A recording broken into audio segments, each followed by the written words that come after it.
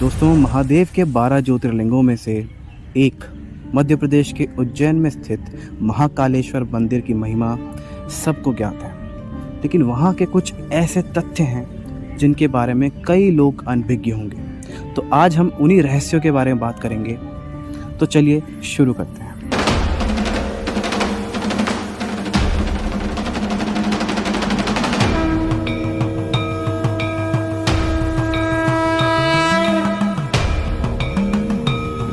Number 1, Ujjain के ज्योतिर्लिंग का नाम महाकालेश्वर ही क्यों पड़ा?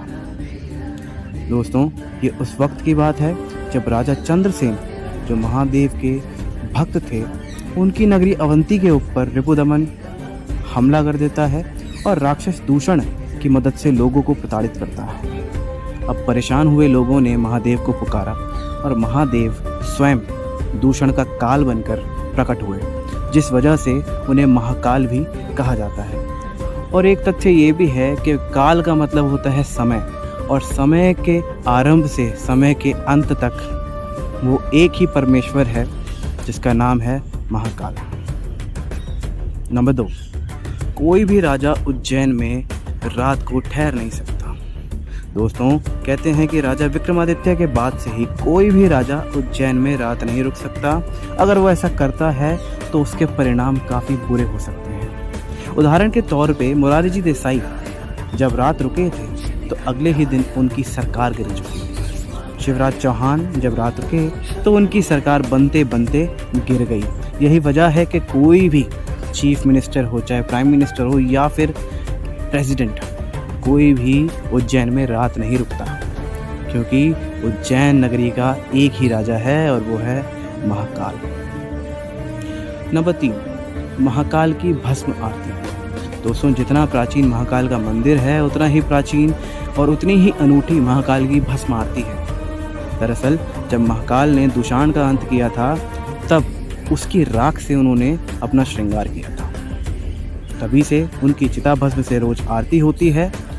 प्राचीन काल में एक बार ऐसा हुआ जब उज्जैन में कोई भी चिता नहीं जली, जिस वजह से मंदिर के पुजारी ने अपने ही बेटे का बलिदान दिया और उसकी राख से प्रभु की आरती की। ये देखकर महादेव बहुत खुश हुए और उन्होंने उसके बेटे को जीवन दान दिया।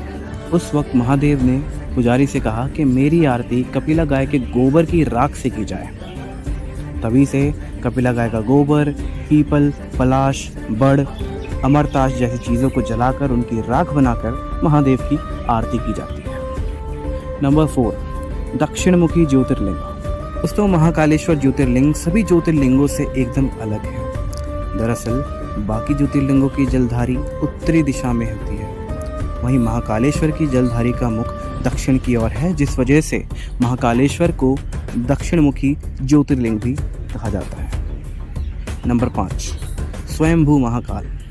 दोस्तों, कहा जाता है कि जब दूषण का अंत कर महादेव भस्म से श्रृंगार करते हैं तो अवंती के लोग उनसे गुहार करते हैं कि प्रभु आप यहीं बस जाएं। तो महादेव महाकालेश्वर का रूप लेकर यहीं बस जाते हैं। नंबर 5, मंदिर के आगे से बारात का ना गुजरना। दोस्तों, कहते हैं कि मंदिर के आगे से कोई भी बारात नहीं गुजर सकती। अगर ऐसा होता है तो ज़रूर कुछ अनिष्ट होता है।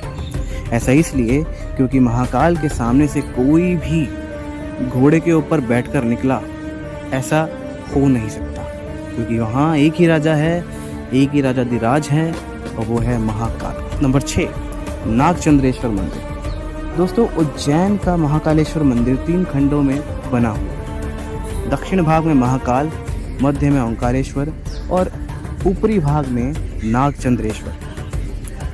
अब ये नागचंद्रेश्वर मंदिर का एक अलग रहस्य है कि इसको साल में एक बार खोला जाता है और वो भी सिर्फ नाग पंचमी के दिन। दोस्तों, इसके साथ साथ एक रहस्यमय भक्त महाकाल के दर्शन करने के लिए कैमरे में कैद हुआ। दरअसल महाकाल के मंदिर में चमत्कार तो होते रहते हैं, लेकिन लोगों को साक्ष्य नहीं मिलते दिखाने के लिए। तो एक बार सावन का महीना था, महादेव के शिवलिंग को बेलपत्र से ढक दिया गया और रात को मंदिर के पट बंद कर दिए गए। किसी को अंदर जाने की अनुमति नहीं थी, लेकिन फिर भी रात 2:30 से 3 के बीच एक आकृति भगवान शिव को जल अर्पित करते हुए दिखाई देती है, कैमरे में कैद होती है और इस पे चर्चा करने का विषय है कि वो आकृति किसकी थी। तो दोस्तों, इंसान को अपनी ज़िंदगी में एक बार तो कम से कम महाकाल मंदिर जाना चाहिए और इस अलौकिक दिव्यता के दर्शन करने चाहिए।